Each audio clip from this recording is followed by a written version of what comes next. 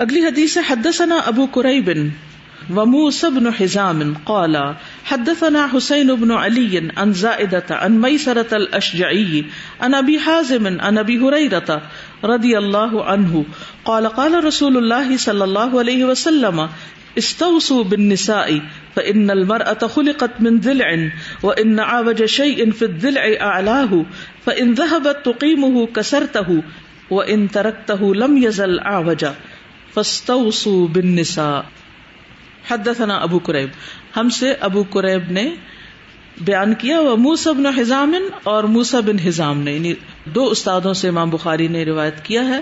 اور موسیٰ بن حزام کی کنیت جو ہے وہ ابو عمران ہے. 250 ہجری میں ان کی وفات ہوئی. ان سے بخاری، ترمذی اور نسائی نے روایت کیا ہے. یہ ثقہ تھے، عابد اور سنت کے داعی تھے. کہا جاتا ہے کہ یہ بھی مرجع میں سے تھے. پھر امام احمد بن حنبل کے ذریعے اللہ تعالیٰ نے ان کو ہدایت دی تو انہوں نے پھر سنت کا دفاع بھی کیا اور آخری عمر تک پھر یہ صحیح عقیدے پر قائم رہے. حدیث کے راوی ابو ہریرہ ہیں، کہتے ہیں رسول اللہ صلی اللہ علیہ وسلم نے فرمایا استوصوا بالنساء، استوصوا وصیت قبول کرو، یہ لفظی معنی ہے. مراد ہے حسن سلوک کی وصیت، بالنساء عورتوں کے ساتھ، یعنی عورتوں کے ساتھ اچھے سلوک کی وصیت قبول کرو، اس نصیحت کو یاد رکھو. فإن المرأة، کیونکہ عورت خلقت من ضلع، پیدا کی گئی ہے پسلی سے، یعنی آدم علیہ السلام. وإن أعوج شيء في الضلع أعلاه، اور پسلی میں سب سے ٹیڑھی چیز اس کا اوپر والا حصہ ہے. فإن ذهبت تقيمه، پھر اگر تم اسے سیدھا کرنے لگ جاؤ گے، یعنی اس کا ٹیڑھ نکالنے لگو گے، کسرتہ، تو تم اس کو توڑ دو گے. وإن ترکتہ، اور اگر تم اس کو چھوڑ دو گے، لم یزل اعوج، تو وہ ٹیڑھی ہی بنی رہے گی. فاستوصوا بالنساء، تو عورتوں کے بارے میں نصیحت یا وصیت، تاکید، اچھے سلوک کا حکم قبول کرو کہ ان کے ساتھ اچھا سلوک کرتے رہو. یہاں دو تین چیزیں، ایک تو یہ ہے کہ مردوں کو عورت کے ساتھ ڈیل کرنے کا طریقہ بتایا جا رہا ہے. عورت کی فطرت کے بارے میں بتایا جا رہا ہے کہ وہ تمہاری طرح اسٹریٹ فارورڈ نہیں، اس کا مزاج مختلف ہے کیونکہ اس کی پیدائش کی اصل ہی مختلف ہے. آدم کو تو اللہ سبحانہ و تعالیٰ نے اپنے ہاتھ سے بنایا تھا، لیکن حوا کو آدم کی پسلی سے نکالا تھا ان کے کمپینین کے طور پر. اب جس چیز سے انسان بنتا ہے اس کی تاثیر انسان کے اندر ہوتی ہے. جس خاندان، قبیلے، کنبے سے انسان ہوتا ہے، جس علاقے، جس خاص نسل سے، جس خاص جگہ سے انسان ہوتا ہے، ان سب چیزوں کا کچھ نہ کچھ حصہ انسان کی شخصیت میں آ جاتا ہے. تو عورت کے اندر بھی یہ چیز موجود ہے کہ اگر وہ ضد پر آ جائے تو پھر اس کو منانا بہت مشکل ہوتا ہے. تو یہ کہا گیا کہ پھر تم اس کو چھوڑ دو، یعنی اس کے پیچھے نہ پڑو. کہ بعض اوقات آپ نے خود بھی محسوس کیا ہوگا کہ جب کوئی شخص آپ کو کسی خاص بات سے بار بار روکے تو آپ کیا تہیا کر لیتے ہیں، اب تو میں نے یہ کر کے ہی چھوڑنا ہے. اس میں ڈٹرمنیشن بھی ہے، یعنی صرف خرابی کی بات نہیں ہے. اگر عورت ایک اچھے کام کا ارادہ کر لے، تہیا کر لے، تو اس میں بھی کامیاب ہو جاتی ہے. اور اگر وہ بگڑ جائے تو صرف خود نہیں بگڑتی، خاندانوں کو بگاڑ کے رکھ دیتی ہے. تو اس میں عورت کی ڈٹرمنیشن کی بات بھی. پھر یہ جو اعوجاج کی بات ہے، اس کے خم کی بات ہے، اس کو ٹیڑھا کہنے کی بجائے خمدار کہو. تو بہت سی چیزوں کا حسن ان کے خم میں ہوتا ہے. مثلا آپ کی بھویں ہیں، اگر یہ خمدار نہ ہو تو کیسی لگیں، بالکل اسٹریٹ لائنز ہو تو ان کا حسن کس میں ہے؟ ان کے خم میں ہے. بہت سے درختوں کی جو ٹہنیاں ہیں، پتے ہیں، ان کا حسن کس میں ہے؟ ان کے خم میں ہے. تو یہ جو خم ہے یہ کوئی بری چیز نہیں ہے، اس کے اندر بھی ایک خوبصورتی اور اس کی بھی اپنی ایک ضرورت ہے. آپ دیکھیں کہ جتنے بھی یہ محرابیں اور جو آرچز بنی ہوتی ہیں ان سب کے اندر کیا ہوتا ہے؟ خم ہوتا ہے. اور اگر وہ بالکل سیدھے بلاک ہوں تو ان کے اندر وہ خوبصورتی نہیں پیدا ہو سکتی. تو عورت کے اندر ایک خاص خصوصیت رکھی گئی جو مرد سے مختلف ہے، اور وہ اس کا خمدار ہونا ہے. اب دیکھیے کہ اگر عورت صرف اسٹریٹ فارورڈ ہوتی اور ہر چیز کو بس سیدھا سیدھا ہی کرنے والی ہوتی تو اس کا حسن نہ ہوتا ہے اس میں، چونکہ اسے بچوں کے ساتھ ڈیل کرنا ہوتا ہے، اور بچوں کو بہلانے کے لیے بعض اوقات سیدھی بات کام نہیں آتی. سیدھے طریقے سے آپ ان کو سیدھا نہیں کر سکتے، اس کے لیے آپ کو مختلف طریقے اختیار کرنے پڑتے ہیں. اور ان کو چکر دینے پڑتے، جس کا وہ کہتے ہیں نا، یعنی ان کو مختلف طریقے سے بہلانا پڑتا ہے. چکر اچھا لفظ نہیں، لیکن وہ خم سے چکر زیادہ آسان لگتا ہے نا سمجھنے میں. اللہ سبحانہ وتعالی کی کوئی بھی تخلیق اور کوئی بھی کام اور کوئی بھی فعل، اس میں کوئی نقص نہیں. اگر اللہ سبحانہ وتعالی نے عورت کو ایسے پیدا کیا تو ہم اس پہ خوش ہیں، راضی ہیں. اور پھر اس سے بڑی خوشی کی بات یہ ہے کہ اللہ تعالیٰ نے مرد کو سمجھا دیا نبی صلی اللہ علیہ وسلم کے ذریعے کہ وہ عورت کی فطرت کو سامنے رکھتے ہوئے اس سے معاملہ کرے، اسے مرد کی طرح نہ سمجھے. کیونکہ ایک مرد جب مرد سے بات کرتا ہے تو اس کی کمیونیکیشن اور طرح ہوتی، لیکن ایک عورت سے بات کرتے ہوئے اسے اس کے مزاج کا خیال رکھنا چاہیے. جو لوگ اس حقیقت کو، عورت کی اس نفسیات کو، اس طریقے کو سمجھتے ہیں وہ کامیاب ہوتے ہیں، اور جو نہیں سمجھتے اور اس کو وہ زبردستی اپنے طریقے پہ ڈالنا چاہتے ہیں اور سیدھا کرنا چاہتے ہیں اور مار پٹائی سے کام لیتے ہیں تو اس سے گھر تو ٹوٹ جاتے ہیں، لیکن عورت ویسی نہیں ہو سکتی جیسی وہ چاہتے ہیں. اس میں نہ صرف یہ کہ مردوں کے لیے بلکہ عورتوں کو بھی عورتوں سے ڈیل کرنے کے لیے اس اصول کو سامنے رکھنا چاہیے. خاص طور پر وہ لوگ جو تعلیم کا کام کر رہے ہوتے ہیں یا ویسے ایک دوسرے سے کام لے رہے ہوتے ہیں، اس میں آپ دیکھیں کہ جب دوسرا فریق کسی ضد پہ آ جائے یا کسی خاص چیز پہ اڑ جائے یا کچھ، تو وہاں بحث مباحثہ اور ضد اور کھچاؤ اور کھینچا تانی، اس سے کام نہیں لینا چاہیے. دوسرے کو اس کے حال پہ چھوڑ دینا چاہیے، حتیٰ کہ وہ خود ہی بات کو سمجھنے کی کوشش کرے. اور اس طرح بہت سے لوگ سمجھ بھی جاتے ہیں. مثلاً ماؤں کو بچوں کی تربیت میں آپ دیکھیے کہ جب وہ بات نہیں مانتے تو پیچھے نہ پڑ جائیں کہ اب اس کو منوا کے چھوڑنا ہے اور اسی وقت اقرار کرا کے چھوڑنا ہے اور اسی وقت اس سے سوری کروا کے چھوڑنا ہے یا اس سے یہ کام ابھی کروانا ہے. نہیں، ٹائم دیں، اسپیس دیں، مہلت دیں تاکہ وہ اپنے طریقے پہ کام کر سکے. اور جو شخص دوسروں کے مزاج کو سمجھ جاتا ہے وہ خود بھی خوش رہتا ہے اور دوسرے بھی اس سے خوش رہتے ہیں. اور جو اس چیز کو نہیں سمجھتے وہ بڑی مشکل میں ہوتے ہیں، اپنی زندگی بھی مشکل کرتے ہیں اور اوروں کی بھی کرتے ہیں. جی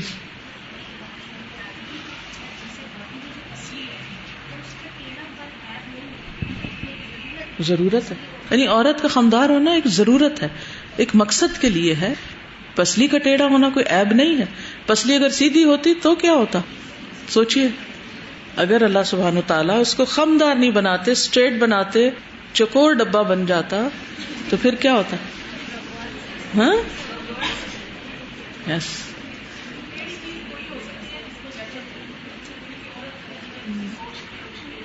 جی، فلیکسیبلٹی بھی ہے. جی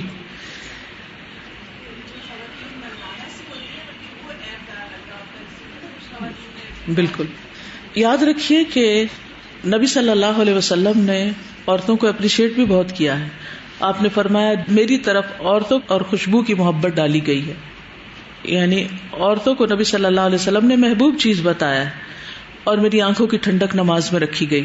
عورت کو دنیا کی بہترین متاع کہا گیا. فرمایا الدنیا متاع وخیر متاع الدنیا المرأة الصالحہ. دنیا فائدہ اٹھانے کی چیز ہے اور دنیا کی بہترین متاع نیک عورت ہے. پھر اسی طرح آپ صلی اللہ علیہ وسلم نے فرمایا خیرکم خیرکم للنساء. تم میں سب سے اچھا وہ ہے جو اپنی عورتوں کے لیے اچھا ہے. پھر اسی طرح اپنے گھر والوں پر یعنی بیوی بچوں پر خرچ کرنے کو سب سے افضل دینار قرار دیا گیا. آپ نے فرمایا کہ ایک دینار وہ ہے جو تم اللہ کے راستے میں خرچ کرتے ہو، ایک وہ جو غلام کو آزاد کرنے میں، ایک وہ جو مسکین پر صدقہ کرنے میں، ایک اہل و عیال پر خرچ کرنے میں، اور اجر کے لحاظ سے سب سے بہترین دینار وہ ہے جو تم اپنے اہل و عیال پر خرچ کرتے ہو. پھر عورت کے حقوق کو مقرر بھی کیا گیا. آپ سے سوال کیا گیا کہ بیوی کا خاوند پر کیا حق ہے. آپ نے فرمایا جب تم کھاؤ تو اسے بھی کھلاؤ، جب تم پہنو تو اسے بھی پہناؤ، چہرے پر نہ مارو، گالی نہ دو، کبھی الگ کرنے کی ضرورت پیش آئے تو اپنے گھر کے سوا کسی دوسری جگہ الگ نہ کرو. یہ نہیں کہ بیوی سے ناراض ہے تو اس کو میکے بھیج دیا یا اسے گھر سے نکال دیا، یہ درست طریقہ نہیں ہے. اب اس میں آپ دیکھیں جب خود کھاؤ تو اسے بھی کھلاؤ. مثلا خود آپ کہیں باہر جا رہے ہیں باہر کھانے کے لیے تو صرف دوستوں کے ساتھ نہیں کھاتے رہیں بلکہ اس کو بھی کھانے پر لے کے جائیں. اسی طرح اگر کسی موسم میں اپنے کپڑے بنا رہے ہیں تو پھر بیوی کے بھی ساتھ شاپنگ کرائیں. اور اسی طرح باقی چیزیں بھی، یعنی اس کو ایک طرح سے اپنے جیسا ہی مقام دینے کے لیے کہا جا رہا ہے. پھر اسی طرح آپ صلی اللہ علیہ وسلم نے فرمایا سنو عورتوں کے حق میں خیر اور بھلائی کی بات قبول کرو، وہ تمہارے پاس قیدیوں کی طرح ہیں، خبردار رہو، مردوں کے حق عورتوں پر ویسے ہی ہیں جیسے عورتوں کے حق مردوں پر ہیں. تمہارا حق عورتوں پر یہ ہے کہ وہ تمہارے بستروں اور گھروں میں ان کو نہ آنے دیں جن کو تم ناپسند کرتے ہو، اور سن لو کہ ان پر تمہارے یہ حقوق ہے کہ تم ان کو لباس اور کھانا مہیا کرو، یعنی ان کو نان نفقہ دو، ان کی ضروریات پوری کرو. رسول اللہ صلی اللہ علیہ وسلم نے فرمایا، اے اللہ، میں 2 کمزوروں، یتیم اور عورت کا حق مارنا حرام قرار دیتا ہوں. یعنی نبی صلی اللہ علیہ وسلم نے عورت کے حق مارنے کو حرام قرار دیا. یہ سنن ابن ماجہ کی روایت ہے. تو اس لیے صرف یہ نہ سمجھے کہ عورت خمدار پسلی سے پیدا کی گئی ہے، بلکہ عورت کے بہت سے حقوق بھی ہیں.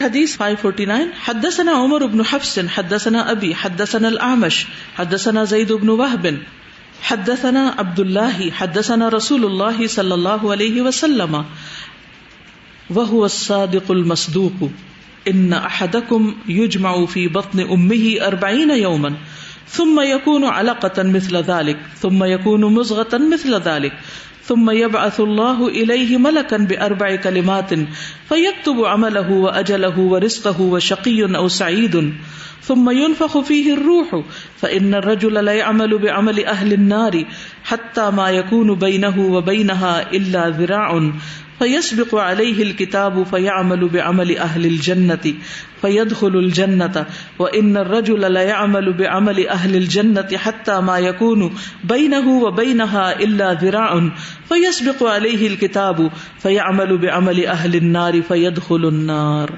یہ حدیث پیچھے بھی گزر چکی ہے.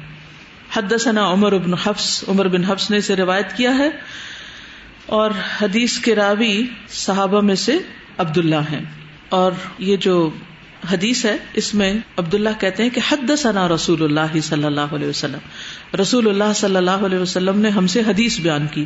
وَهُوَ الصَّادِقُ الْمَصْدُوقُ، اور وہ کون ہے؟ سچے، صادق ہیں اور مصدوق، جو وعدہ آپ سے کیا گیا وہ بھی سچا ہے. آپ نے فرمایا ان احدکم، بے شک تم میں سے ایک یعنی انسان، یجمع فی بطن امہ، جمع کیا جاتا ہے اپنی ماں کے پیٹ میں 40 یومن، 40 دن تک، یعنی 40 دن تک جمع ہوتا رہتا ہے.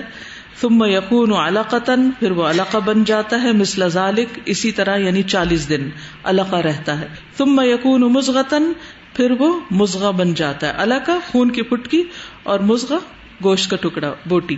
مثل ذالک، اسی طرح یعنی 40 دن. ثم یبعث اللہ الیہ ملکا، پھر بھیجتا ہے اللہ تعالیٰ اس کی طرف ایک فرشتے کو، ب4 کلمات، 4 باتوں کے ساتھ. فیکتب عملہ، تو وہ لکھتا ہے اس کا عمل، واجلہ، اور اس کی موت کا وقت، ورزقہ، اور اس کا رزق، وشقی او سعید، اور اس کا بدبخت یا خوش قسمت ہونا، نیک بخت ہونا یا بدبخت ہونا. اور اس کو کیا کہتے ہیں؟ کون سی تقدیر ہے یہ؟ تقدیر عمری. ثم ينفخ فيه الروح، پھر اس میں روح پھونک دی جاتی ہے. فإن الرجل لا يعمل بعمل أهل النار، پھر بے شک ایک انسان البتہ عمل کرتا ہے اہل النار کا عمل، یعنی بظاہر غلط کام کر رہا ہوتا ہے. حتی ما يكون بينه وبينها الا ذراع، یہاں تک کہ اس کے اور اس کی موت کے درمیان 1 گز کا فاصلہ یا 1 ہاتھ کا فاصلہ رہ جاتا ہے. فیسبق علیہ الکتاب، تو اس پر غالب آ جاتی ہے کتاب یعنی تقدیر. فیعمل بعمل اہل الجنہ، تو وہ عمل کر لیتا ہے جنت والوں کا سا عمل. فیدخل الجنہ، تو داخل ہو جاتا ہے جنت میں. وان الرجل لا يعمل بعمل اہل الجنہ، اور بے شک ایک انسان البتہ عمل کرتا ہے جنت والوں کے عمل یعنی بظاہر. حتی ما یکون بینہ وبینہا الا ذراع، یہاں تک کہ اس کے اور اس کی جنت کے درمیان 1 گز رہ جاتا ہے. فیسبق علیہ الکتاب، تو اس پر کتاب کا لکھا غالب آ جاتا ہے. فیعمل بعمل اہل النار، تو وہ آگ والوں کے کام جیسا کام کر لیتا ہے. فیدخل النار، تو وہ آگ میں داخل ہو جاتا ہے. اس حدیث کو پڑھ کے ڈر بھی بہت لگتا ہے، اور پھر جب ڈر لگتا ہے تو دعا کیا نکلتی ہے منہ سے یا دل سے؟ کیا دعا نکلتی کہ اللہ ہمارا انجام اچھا کرنا، ہمیں ایمان پر موت دینا، ہمیں مرتے دم تک استقامت عطا کرنا. کیونکہ اصل خوش قسمت وہ ہے جس کا خاتمہ ایمان پر ہو، جو اہل الجنہ کا کام کر کے دنیا سے رخصت ہو. دوسری چیز یہ ہے کہ ایسا کیوں ہوتا ہے ایک شخص ساری زندگی اچھے کام کرے اور اس کا خاتمہ اچھا نہ ہو؟ ہم تو بظاہر کاموں کو دیکھ رہے ہیں نا، لیکن اللہ سبحانہ و تعالیٰ ظاہر کے علاوہ باطن کو بھی دیکھتا ہے. اللہ سبحانہ و تعالیٰ کو پتا ہے کہ ایک بندہ جو بظاہر نیکیاں کر رہا ہے وہ کس نیت سے کر رہا ہے، کیا دکھاوے کے لیے یا تکبر سے کہ دوسروں کے اوپر اپنی بڑائی جتانے کے لیے، یا اس کے عمل میں کوئی عجب ہے، یا اس کے اندر ایمان ہے ہی نہیں. جیسے منافقین ہوتے تھے کہ وہ بظاہر نیک عمل کر رہے ہوتے تھے لیکن اندر ان کے اس کا یقین نہیں ہوتا تھا. فی قلوبہم مرض، ان کے دلوں میں بیماری ہوتی، شک ہوتا. تو پھر کیا ہوتا؟ کوئی ایسا واقعہ پیش آ جاتا ہے انسان کے ساتھ کہ جس سے اس کے جو اندر کا مرض ہے باہر نکل آتا ہے اور وہ اپنے اوپر کنٹرول نہیں کر سکتا. اللہ سبحانہ تعالیٰ نے کسی پر بھی ظلم نہیں کیا. اللہ تعالیٰ کو پہلے سے ہی پتا تھا کہ کون شخص کیسے عمل کرے گا. تقدیر کیا ہے؟ اللہ سبحانہ تعالیٰ کا علم سابق، وہ علم جو اس کے پاس پہلے سے ہی موجود ہے، اور وہ علم لکھا ہوا ہے. یعنی کتاب کا لکھا غالب آ جاتا کا مطلب کیا ہے کہ اللہ سبحانہ تعالیٰ نے اس کے بارے میں جو اندازہ کیا یا جو اللہ کا علم تھا وہ ویسا ہی ہو جاتا ہے، اسی طرح وہ عمل کرنے لگتا ہے. اور انسان کا آخری عمل یا جنت والوں میں سے ہوتا ہے یا جہنم والوں میں سے ہوتا ہے. اسی طرح ایک شخص کے اندر بڑی خیر ہوتی ہے لیکن اس کا ماحول اس کی خیر کو ابھرنے نہیں دے رہا ہوتا، لیکن وہ مسلسل سٹرگل میں ہوتا ہے کہ مجھے اچھا کرنا ہے، اچھا کرنا ہے، اور وہ اس کے لیے تڑپ بھی رہا ہوتا ہے اور وہ کوشش بھی کر رہا ہوتا ہے. جیسے وہ 99 کا قاتل، اس کے اندر ایک گلٹ تھی، ایک شرمندگی تھی کہ مجھے اچھا کرنا ہے، اسی لیے وہ ایک سے پوچھ رہا تھا، دوسرے سے پوچھ رہا تھا. تو بالآخر اس کو اس کی منزل مل گئی اور وہ اس راستے پر آخری عمر میں چل پڑا، بڑے بڑے گناہ کرنے کے بعد بھی. اسی لیے ہمیں کسی کے بارے میں کوئی ججمنٹ نہیں دینی چاہیے کہ یہ شخص جنتی اور یہ جہنمی. ہمیں نہیں پتا کہ مرنے سے پہلے ایک شخص بظاہر اس کے عمل کچھ بھی اچھے نہیں، وہ کیسی توبہ کر لے، کیسا ذکر کرے اللہ سبحانہ تعالیٰ کا، کیسا وہ اللہ کے سامنے روئے. تو یہ تو بندے اور اللہ کا معاملہ ہے نا. تو دوسروں کے بارے میں حسن ظن رکھیں، اور جب کسی کو نیک عمل بھی کرتے ہوئے دیکھیں تو اس کے بارے میں یہ نہ سوچے کہ یہ تو ضرور جنت میں جائے گا. ہمیں نہیں پتا کون جنت میں جائے گا کون نہیں. نبی صلی اللہ علیہ وسلم نے فرمایا وما ادری ما یفعل بی ولا بکم، مجھے نہیں معلوم میرے ساتھ کیا کیا جائے گا اور تمہارے ساتھ کیا کیا جائے گا. وہ تو وہیں جا کے سب کو ہر بات کی حقیقت پتہ چلے گی. تو کوئی بھی شخص صرف اپنے عمل کی بنا پر بھی جنت میں نہیں جا سکتا. اس کا یہ مطلب نہیں عمل کرنا نہیں چاہیے، عمل تو کرنا چاہیے، لیکن امید صرف اللہ سے رکھنی چاہیے کہ وہ ہمیں حسن خاتمہ سے نوازے. حدثنا ابو النعمان حدثنا حماد بن زید عن عبید اللہ بن ابی بکر بن انس عن انس بن مالک رضی اللہ عنہ عن النبی صلی اللہ علیہ وسلم. انس بن مالک نبی صلی اللہ علیہ وسلم سے روایت کرتے ہیں. کیا روایت کرتے ہیں؟ قال ان اللہ وکل فی الرحم ملکا، بے شک اللہ تعالیٰ نے مقرر کیا ہے رحم میں، یعنی رحم مادر میں، ملکن ایک فرشتہ. فیقول، تو وہ کہتا ہے یا رب نطفۃ، اے میرے رب یہ نطفہ ہے، یعنی ابھی نطفہ ہے. یا رب علقۃ، پھر جب وہ علقہ بن جاتا ہے تو کیا کہتا ہے؟ اے میرے رب علقہ بن گیا. پھر یا رب مضغۃ، اے میرے رب مضغہ ہے، یعنی گوشت کا ٹکڑا بن گیا. فاذا اراد ان یخلقها، پھر جب وہ ارادہ کرتا ہے کہ اس کو پیدا کرے، یعنی انسان کی شکل میں اور ابارٹ نہ ہو وہ، قال یا ربی اذکر ام انثی، تو فرشتہ کہتا ہے کہ اے میرے رب مرد ہے یا عورت. یا ربی شقی ام سعید، اے میرے رب بدبخت ہے یا خوشبخت. فما الرزق، تو اس کا رزق کیا ہے؟ فما الاجل، تو اس کی عمر کیا ہے؟ فیکتب کذالک فی بطن امہ، تو لکھ لیا جاتا ہے اسی طرح اس کے ماں کے پیٹ میں ہی، یعنی اس کی تقدیر کو. حدیث اسی طرح ہے جو پیچھے گزر چکی. حدثنا قیس بن حفص حدثنا خالد بن الحارث حدثنا شعبة عن ابی عمران الجونی عن انس يرفعه ان اللہ تعالی یقول لأهون اہل النار عذابا لو ان لك ما في الارض من شيء كنت تفتدي به، قال نعم، قال فقد سألتك ما هو أهون من هذا وأنت في صلب آدم ألا تشرك بي فأبيت إلا الشرك. قیس بن حفص روایت کرتے ہیں، امام بخاری کے استاد ہیں، آزاد کردہ غلام ہیں، ابو محمد البصری ہیں، ابو محمد کنیت البصری نسبت، اور یہ بھی ثقہ ہیں. اجلی کہتے ہیں کہ انہوں نے تھوڑی احادیث بیان کی ہیں، 227 ہجری میں فوت ہوئے یا اس کے لگ بھگ. حدیث کی روایت حضرت انس نے کی. یرفعہ کا مطلب ہے کہ وہ اسے نبی صلی اللہ علیہ وسلم تک بلند کرتے ہیں، یعنی آپ سے روایت کرتے ہیں. تو مرفوع وہ حدیث ہوتی ہے کہ جو صحابی نبی صلی اللہ علیہ وسلم سے ذکر کرتے ہیں. ان اللہ تعالی یقول، بے شک اللہ تعالیٰ فرماتا ہے، لأہون اہل النار، ان اللہ تعالی یقول لأہون اہل النار عذابا، بے شک اللہ تعالیٰ فرمائے گا اہون اہل النار، یعنی آگ والوں میں سے سب سے کم درجے کے آگ والے سے، عذاباً عذاب میں، یعنی جس کو آگ میں جہنم میں سب سے ہلکا عذاب ہوگا. لو ان لک ما فی الارض من شیء، اگر ہو تمہارے لیے زمین میں سے کوئی چیز، یعنی دنیا بھر کا مال مراد ہے، کنت تفتدی بھی، کیا تم اس کے ساتھ فدیہ دینا چاہو گے؟ قال نعم، تو وہ کہتا ہے ہاں بالکل، میں تو ساری زمین بھر سونا بھی ہو تو ہر چیز دے دوں جہنم سے بچنے کے لیے. قال، تو اللہ تعالیٰ فرمائے گا فقد سألتک، پس تحقیق میں نے تجھ سے سوال کیا تھا، ما ہوا اہون من ھذا، جو اس سے بھی کمتر درجے کی چیز تھی، وانت فی صلب آدم، اور تو آدم کی پشت میں تھا، اللہ تشرک بی، کہ تم میرے ساتھ کسی کو شریک نہ ٹھہرانا، فابیت، تو تم نے انکار کیا، الا الشرک، مگر شرک کا، مگر تو نے بھی وہی کام کیا جس سے تجھے روکا گیا تھا.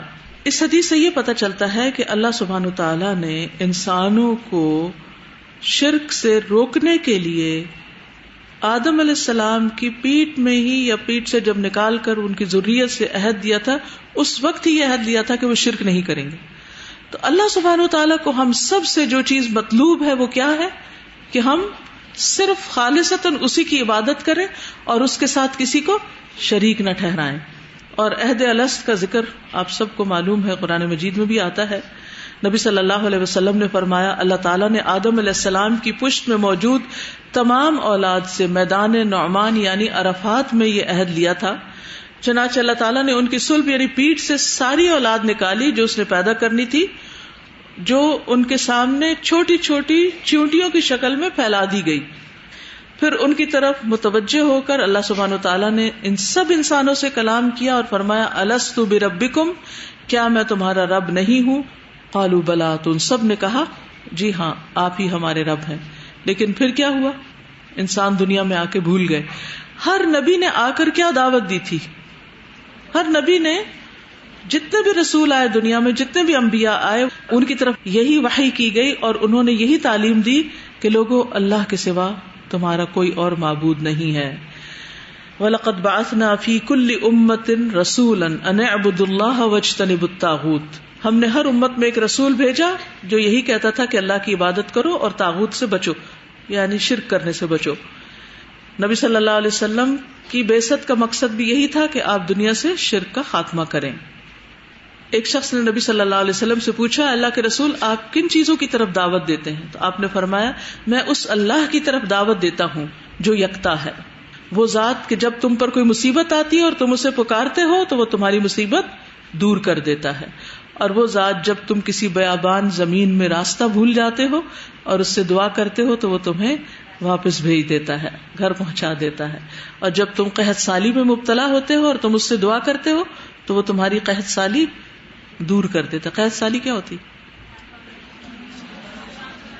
بارشوں کا نہ ہونا، اور خشک سالی جس کو کہتے ہیں نا، کچھ نہ اگنا، زمین کا کچھ نہ اگانا. نبی صلی اللہ علیہ وسلم نے اپنی ابتدائی دعوت جو دی تھی اس میں یہی تھا، یا ایھا الناس قولوا لا الہ الا اللہ تفلحوا، اور مسلسل توحید ہی کی تبلیغ آپ صلی اللہ علیہ وسلم کرتے رہے. اور امت مسلمہ کے فرائض میں سے بھی یہی ہے. حضرت معاذ بن جبل کو جب آپ نے یمن کی طرف بھیجا تھا، جو کہ نصارہ تھے، کیا تعلیم دے کر بھیجا تھا کہ کیا کرنا؟ سب سے پہلے کس چیز کی طرف بلانا؟ لا الہ الا اللہ کی طرف. جب وہ مان جائے تو پھر نماز کی بات کرنا. تو دین کی اصل دعوت کیا ہے؟ پھر لوگوں کو ایک اللہ سے جوڑنا، ایک اللہ کی طرف بلانا، اس کی عبادت کی دعوت دینا. اچھا، اب یہاں پر اس حدیث کا باب سے کیا تعلق؟ صلب آدم سے جس کو نکالا، یعنی انسانوں کی تخلیق اور پھر ان کا مقصد، اور انبیاء کی دعوت، یہ دونوں چیزیں ساتھ ساتھ چل رہی ہیں. اگلی حدیث، حدثنا عمرو بن حفص بن غياث حدثنا أبي حدثنا الأعمش قال حدثني عبد الله بن مرة عن مسروق عن عبد الله رضي الله عنه قال قال رسول الله صلى الله عليه وسلم لا تقتل نفس ظلما إلا كان على ابن آدم الأول كفل من دمها لأنه أول من سن القتل.